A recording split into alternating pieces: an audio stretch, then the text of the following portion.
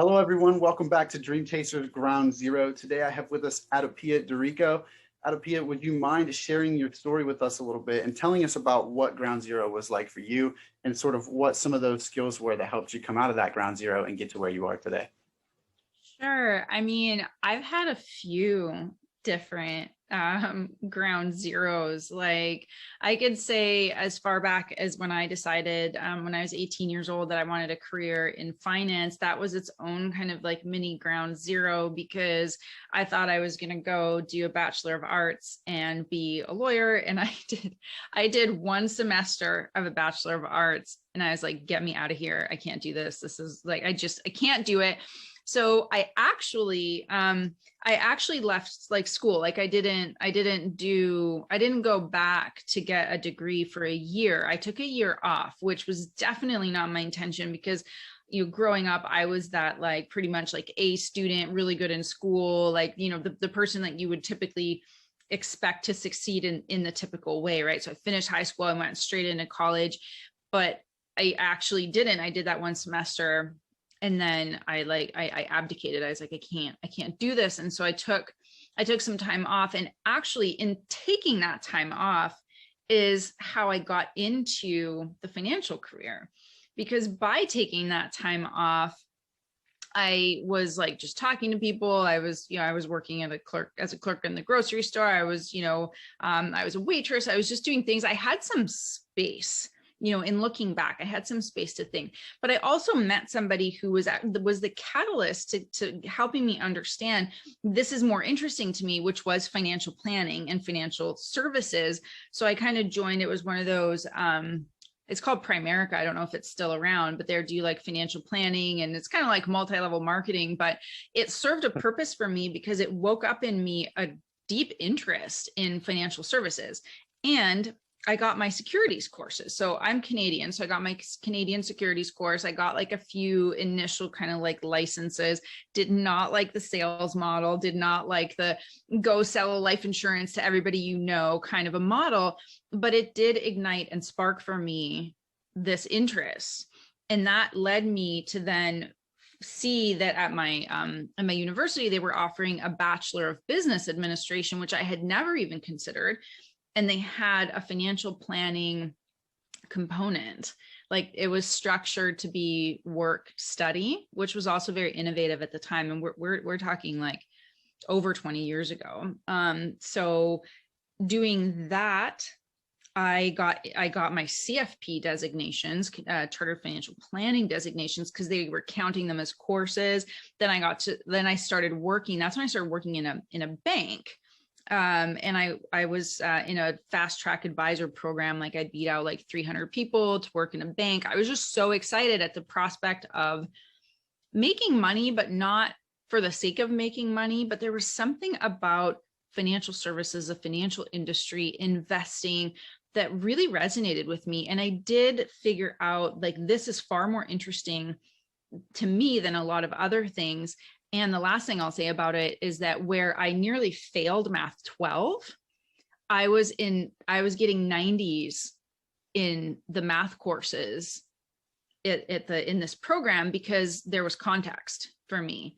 And there was something about it that just made sense. And I was getting 90s in these math classes, having like almost failed, math 12. So that was it. Like for somebody that was like, hey, you're supposed to go to school, be a lawyer, never stop, never stop, never stop.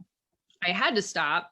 Something told me to stop, which has happened a few times in my career, but that was my first ground zero. No, that's awesome. And I mean, just kind of hearing that shift, that pivot point is really important. I know for me, what I personally related to that was my original thing was always sports. I wanted to go into sport, and I wanted to, like, my thing was basketball. I wanted to come to school and play basketball. Eventually, my aspiration was to play professional basketball.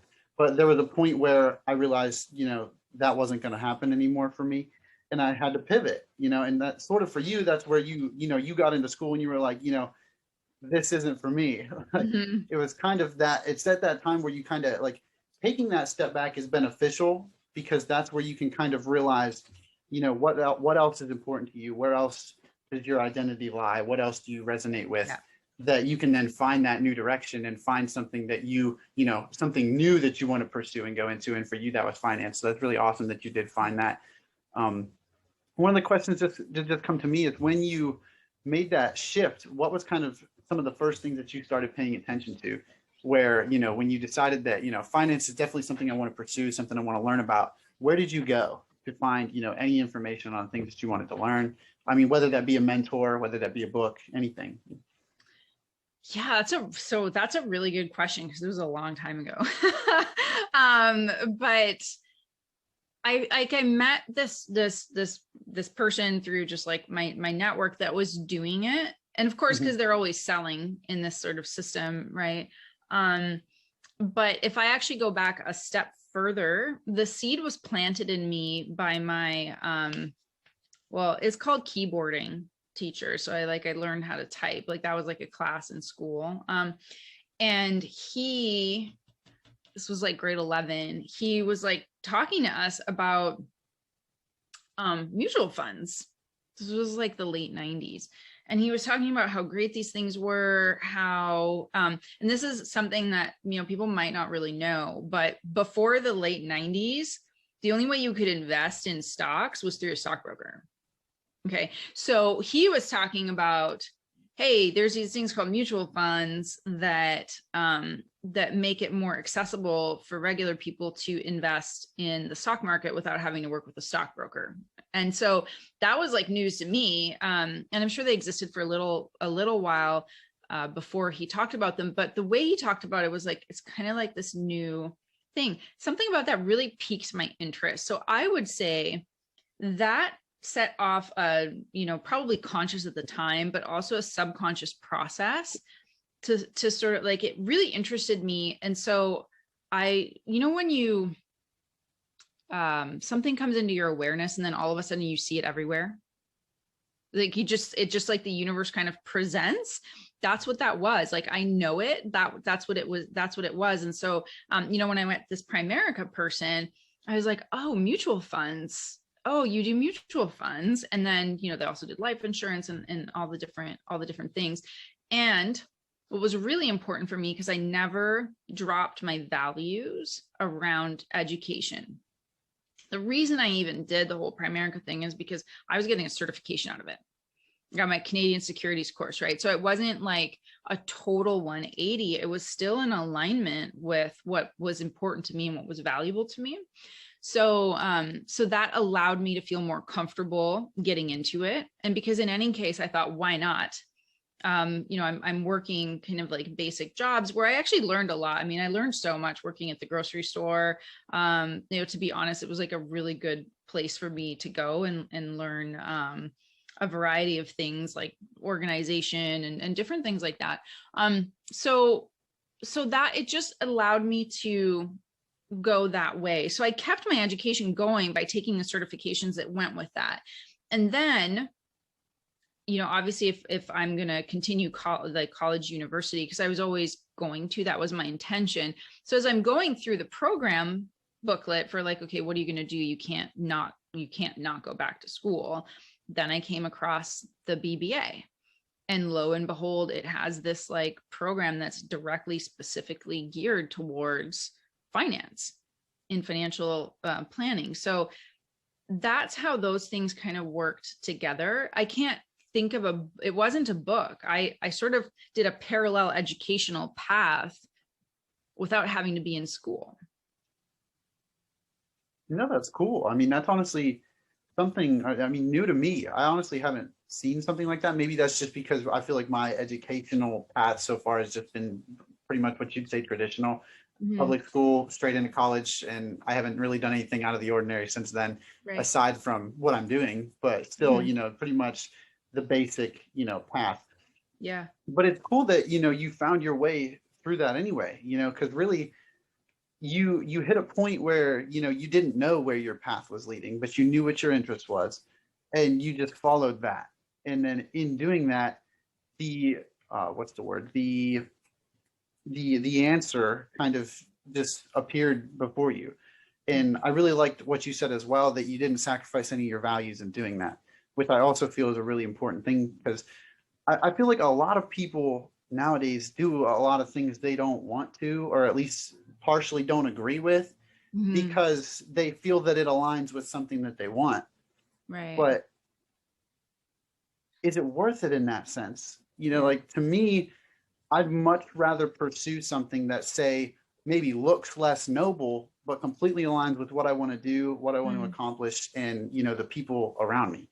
Yeah. Like, it's just, and some of that all just comes with, whether it be the opinions of your friends or your parents, a lot of that comes with Yeah. the attitudes that you surround yourself with. I mean, I've come from an extremely loving environment where, giving back has always been something that I want to do. Mhm. And whether that be through information I'm learning, or, whether that be eventually maybe financially, however, I can help. But I mean, some people don't come from something like that. And it's just that everybody's environment kind of affects them differently. But I do think that your values are really what should stay true to you no matter what. So, Yeah. I really like that you included that in there as well. Yeah. Um, One of the things that kind of came to me while you're telling that story is, I can tell you, even in my own personal experience, that going through something like that was scary. Yeah. Because like I mentioned earlier with basketball, like that was a huge part of myself, and I was trying to find who I was on my feet Yeah. after that. And I didn't know where I was going. I had no clue. I mean, and that's where, like you said, you were in that program for the arts, and then all of a sudden, like, now what? So, Mhm. I mean, Mhm. just what's kind of one of the ways, or just kind of how did you deal with that fear? Or I mean, were you even scared? I mean, Yeah. I suppose I Yeah. probably should have asked, but No, I mean, listen, it's a big topic. You touched on like a number of things, and one of the things I'll say is we in our culture in the Western, in the Western culture, we don't have a lot of rituals and we don't honor a lot of rites of passage, right? It's very much like boom, boom, boom, one thing leads to the other, and there's this sense of I can't stop, right? And then there's a whole lot of pressure placed on us at a very young age to like know who we're going to be, mhm. and like grow up fast. And like, to me, that's like a remnant of the 50s, right? I mean, like this era that kind of like carried forward. I think it's different now, but it certainly wasn't really okay back when I left and took a year off. That is like not what people did. Now I think it's pretty ubiquitous, and like I don't have kids, but if I did, I would make them take a year off. Because we go through these phases of our lives, right? Um, and we need space and time to process who we've become through those phases. And the only way to do that is to take space. And if you're like rolling one thing into the next, you're likely going to make decisions that aren't really what you want because you don't know what you want.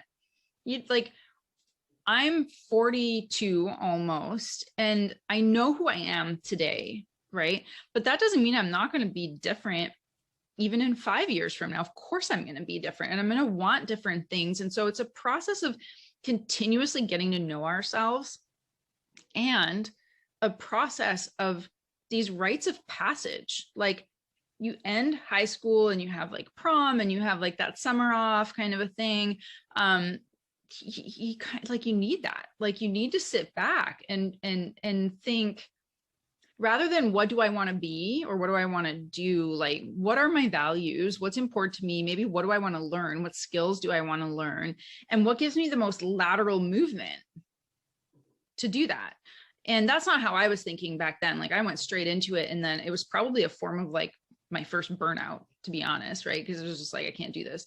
But it only by stepping away from it was I able to find that thing that really like really sparked me. So one is that, and the education piece was also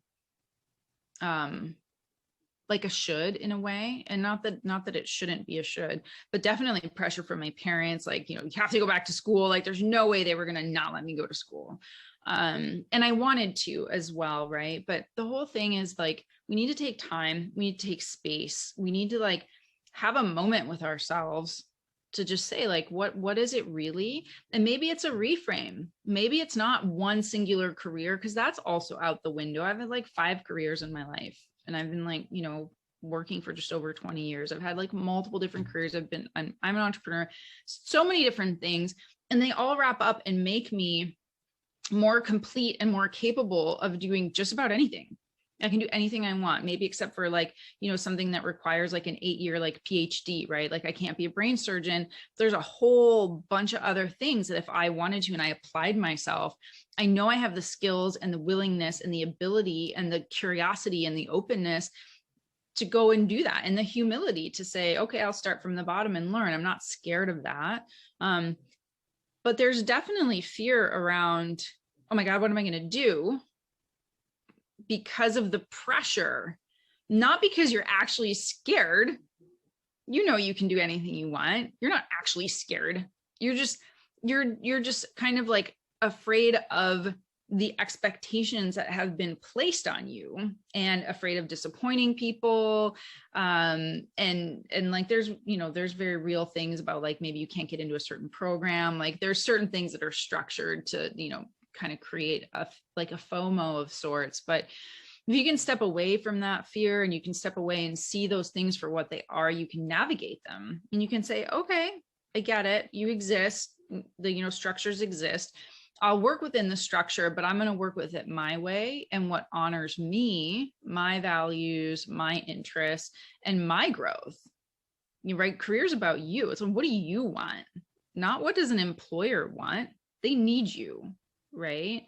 But mutual respect there's like a huge shift, but I think it's really important to really understand what it is you want, recognize what causes fear, where that fear comes from, identify it, separate it from yourself, and just like be in relationship with that, and be in relationship with the phases of your life. When I graduated college, because even then I took this like whole turn. Like I started my program, and then I went abroad because I'd always wanted to travel, and I had opportunity to do like a study abroad, which took me a bit out of the financial program. So that was like a whole thing. But I remember specifically, and again, I managed to make it work to fit my needs academically, even though it was this amazing adventure. Can't say I studied much. Right. I did not study that much. It was a Bachelor of Business Economics.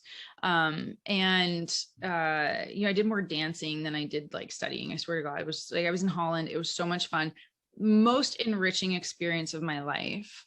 And I still got the double degree, but I remember walking out after I gave my dissertation, after I gave my presentation. I remember like walking out and feeling like, what the heck am I going to do now? Like, I was just like, what am I going to do now? Like, I've been exposed to all these new experiences, and I was looking for work. Like I looked for like financial things, but I also looked for other things, because that experience led me to understand how drawn I was to things around psychology. What came into my field at that time was Emotional Intelligence. The book by Daniel Goleman was starting to come out. And so that led me down a whole other path, like away from finance, because I'm like, this thing's really powerful, really strong for me, still understanding what was over here. But living in Europe, experiencing the culture there, it opened up a whole new avenue where I was like, wait, that might be a bit like limited, right? And so again, that process, that rite of passage, that knowing that like there was a moment of like, I don't know what I'm going to do. And then I had to find what to do. And I didn't go into a financial job right away. Actually, I went into a management consulting firm in Brussels, and that gave me exposure actually to marketing, writing, communications, which is a very strong skill for me. And I got to develop that skill there, write my whole, it's called a dissertation in Europe, but basically like a thesis around emotional intelligence and how it relates to intercultural management. Because that experience showed me how much of a people person I am. And so I had to also kind of be okay or justify for myself, and, that this was a good path, and I was very drawn to it. But I was very pulled because my mentor during my thesis, he said, he's like, you should take a master's degree in HR because this stuff for you comes very naturally. You're very good at this. And I remember thinking, and this is where we come up against these preconceived notions and these identities. And I was like, well, that's not a good enough job. I have to find a job in finance because it's what I said I'm going to do. It's more prestigious. It'll, make my parents more proud of me, and like whatever. My heart was actually over here in psychology, but I wouldn't allow myself to switch it out. And so, so that was a different moment where I didn't really follow like this strong calling. I followed the path that I said I would be on. And I've never not enjoyed like the finance and stuff because I'm back and I'm doing it now. Like everything comes back around, which is the whole thing. And why I said like I've had like 5 different careers that are totally uncorrelated. But where I sit today, everything comes together and makes me such a rounded person that I wouldn't be able to do what I do today if I hadn't sort of deviated. That's the whole thing. Like, don't deviate. Well, why not? You can always come back. You have the skill set, like follow it. Like if it speaks really strongly to you, at least explore it. Like I let myself explore it by taking the communications marketing and the management consulting firm. And, I didn't continue to pursue that, but, yeah, I feel like I'm rambling, but the point being, we have these moments and we make different decisions at those different moments. And I don't regret any decision that I've ever made, but it is important to take the time to reflect so that when you do make that decision, it's made with full conscious awareness and it's not made just based on what other people or society want or expect from you. Yeah, absolutely. I mean, and first of all, powerful story. I personally loved it, but just the whole path of finding yourself and finding a way to bring all of your interests together. And I mean, I think a lot can be said for a lot of the things that you touched on. I mean, first of all, yes, space. I mean, I can honestly tell you I wouldn't be here pursuing the things that I'm pursuing now had I not really been forced to step away from my prior engagements. I would still be wrapped up in it. I don't know what I'd be doing, but I know I wouldn't be here. And I can tell you that where I'm at now and what I'm thinking now is much, much bigger than I was ever thinking before. And, the way I've aligned myself since then is much more complete to what it was before.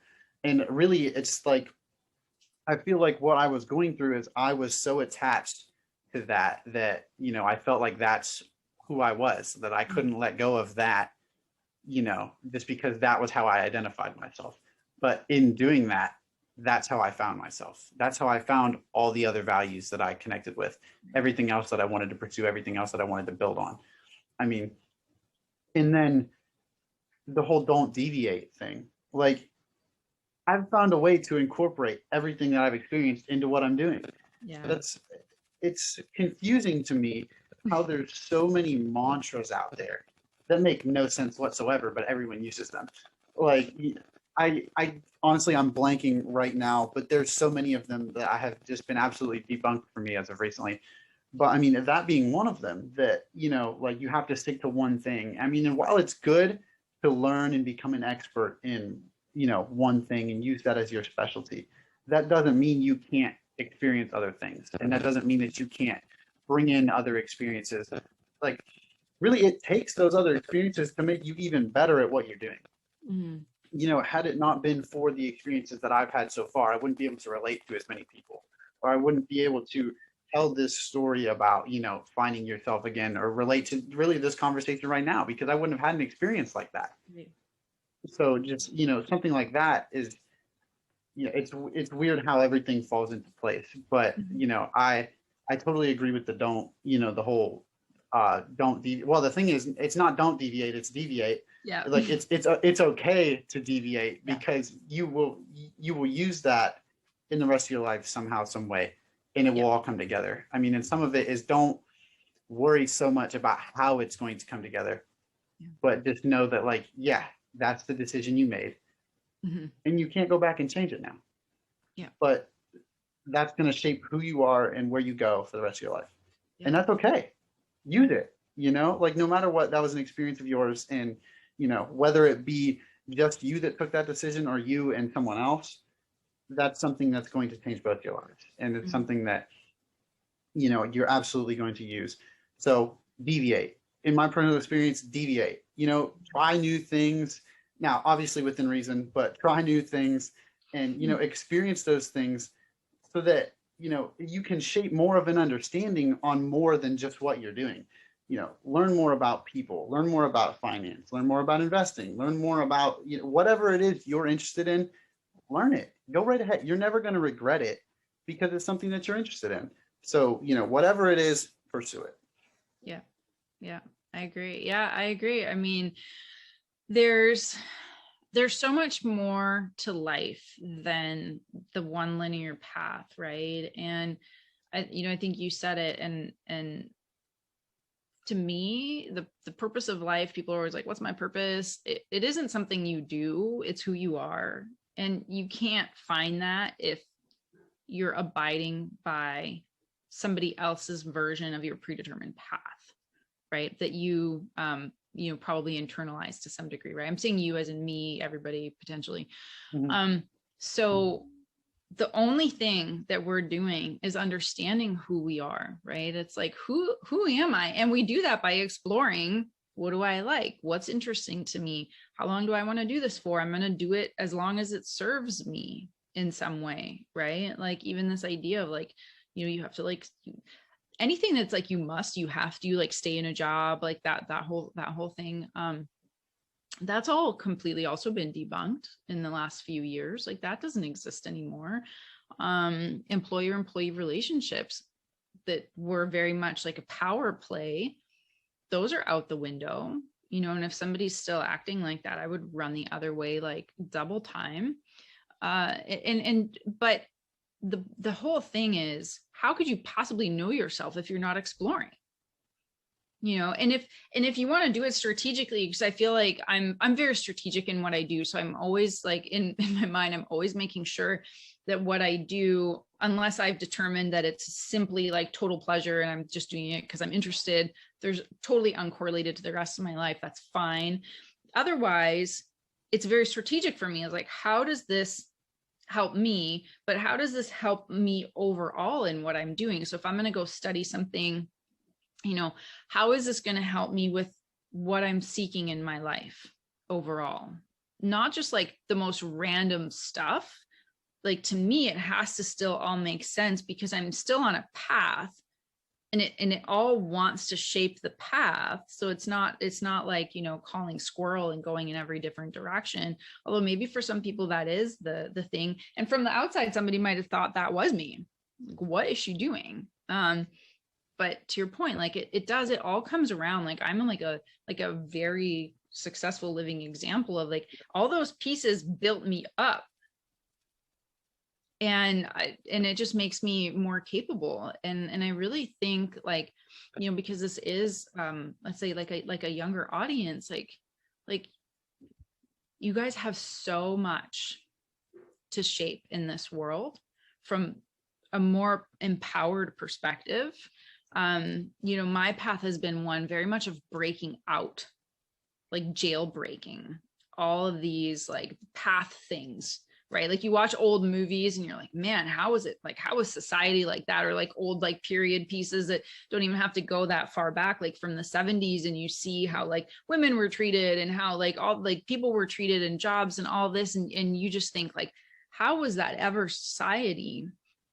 Like I think for me, very much, it was like breaking out of all of that and like breaking new ground constantly, like constantly going against what were these like predetermined paths to success. Because somewhere inside of me, I just believe in myself so much. Even underneath all the doubts that I had, I still believe in myself so much that I know I'm going to be okay. Doesn't matter. I 100% always know that I'm going to be okay no matter what happens, because I'm resourceful and I'm resilient.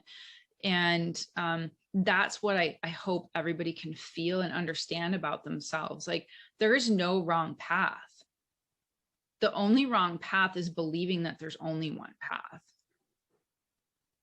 And that, that's what I would say about that. Like, I get excited about everything that the world can become in the hands of people who really believe in themselves.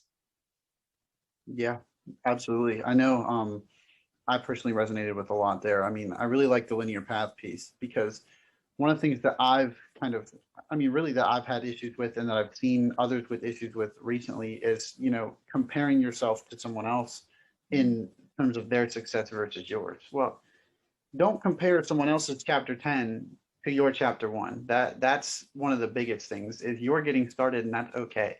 Like, it is okay to be confused, it's okay to be scared, but this is your journey. Don't worry about theirs. Like, this is where you're learning, you're shaping yourself for your success. Their story is not yours. Their path is not yours. You can branch wherever you choose, and they may not like it, and they don't have to. Yeah. Yeah.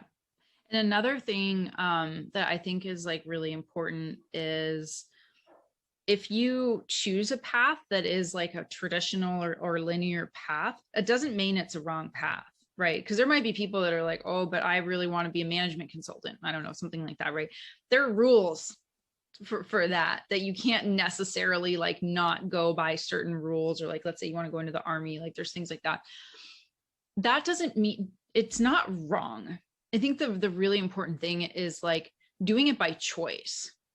It's your choice. You go into it eyes wide open, fully conscious, fully aware that you choose this path, and then you can always change your mind if you want. But the worst thing is doing something because you think you should, because you think it's expected. So no path is the wrong path, as long as the choice that you're making is empowered by like a decision that's based on you. There's other things to consider, of course, right? But it needs to be your decision so that you own it.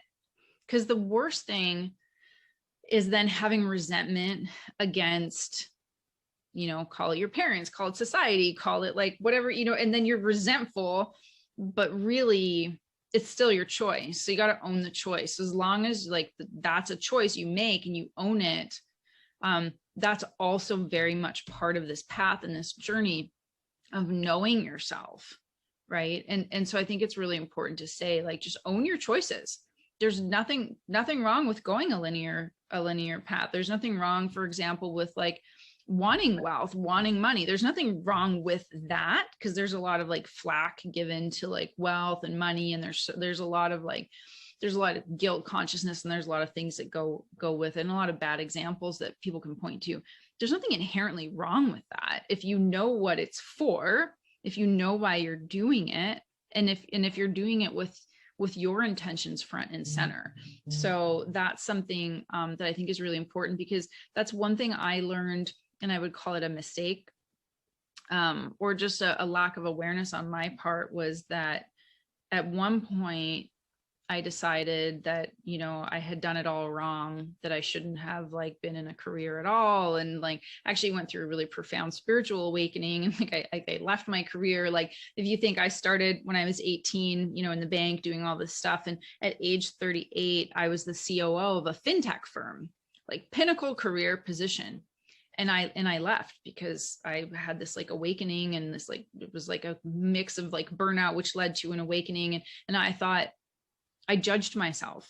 I thought I could never go back to business. I thought I had gotten it all wrong, pursuing a career and pursuing success and pursuing, wealth. And so I threw myself into like many, many months of judgment, which was part of this process of really understanding myself at a super deep level. But in that excavation, what I actually understood was that my intentions going into it were never not pure, right? Like, I was aware of society, I was aware of all these things, but I still made all of those decisions, and there's nothing wrong with them. There's nothing wrong with wanting a successful career. There was nothing wrong with wanting financial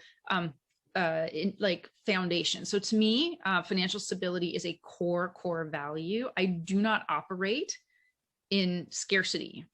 Like, I just can't function in a place of no money.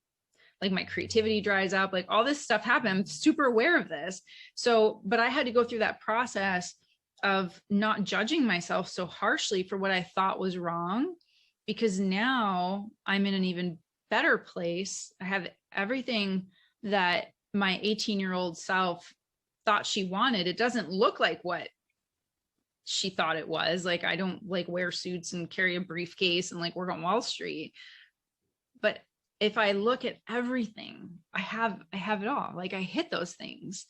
But the path was far more interesting than, staying in the bank and, and doing that. But so I do say this because it's really important to just like own those decisions and never shame yourself or guilt yourself or judge yourself for those decisions, because you're making them with the information you have at that time, based on how well you know yourself at that time. And why the more we try to understand ourselves from the inside out, the more sense of control we have over the outside world and over how those decisions turn out. Because instead of being resentful or in a victim position, we're in a very empowered position, and we're so much more successful and so much more resilient. And like, failure is not an option, because it doesn't even exist as a concept anymore. You're like, oh, that didn't work out for this thing, but here are all the gifts and here are all the talent and here's everything I got out of those. And so suddenly, like, failure doesn't exist anymore. It's simply an experience that builds you to be more of yourself, because you're finding yourself every time you make a decision. Wow. That's extremely powerful. It is. And that's where, just kind of reflecting back on our conversation a little bit, is I feel like everybody kind of needs that year off, for lack of a better term, just where you kind of unplug from whatever it is that you've been, shoulders deep in for whatever period of time it was. And that you really kind of take a moment to step back and, make sure that you're aligned with what it is that you want to pursue and what it is that you want out of your life. Mm-hmm. And I mean, I can personally tell you, today has been an extremely empowering, eye-opening, and just conversation, and I do feel that it is about that time where we're going to have to start closing it out. And in doing so, I partially just want to ask that, you did touch on a lot of it there, but if you could go back and have a conversation with that 18-year-old self, what do you think you would tell her now? Just kind of knowing that you do have everything that she was looking for, whether it may look different. What do you think that you'd tell her, knowing what you do now? Yeah, I think in a nutshell, I would say trust yourself. Like, trust the process. Like, everything's going to be okay. It's the epitome of the concept of surrender. You surrender the need to control, but you surrender to forces greater than yourself that have your back. And, it really is. It's all about trust yourself. Absolutely. And I mean, I just want to say thank you so much for coming on. I really do appreciate it. Just coming in and sharing your story and your experience. I know today has been a really great one for me. So, I mean, I just want to thank you again. And real quick before we go, would you mind just kind of dropping any way for a young entrepreneur who, resonated with your message today to follow up and get in touch with you? Yeah, absolutely. So, well, my name, AdaPia Dorico, is really easy to find. So I just tell people, like, you can Google me. But like, LinkedIn is a good place. Reach out. Let me know how you got in touch with me, because I like a lot of people reach out. So just let me know so that I know who you are. And then I also wrote a book called Productive Intuition. So you can go to productiveintuition.com. And there's a little bit of information there about me, and you can get on my mailing list. So where else I'm on Clubhouse, I'm on Instagram, but really for like DMs and just like follow up, come find me on LinkedIn. Awesome. Just thank you so much again. I really do appreciate it. Everybody follow up, get in touch with AdaPia. Fortune is in the follow up, and always remember, this is Dream Chasers Ground Zero. There's nowhere to go from here but up.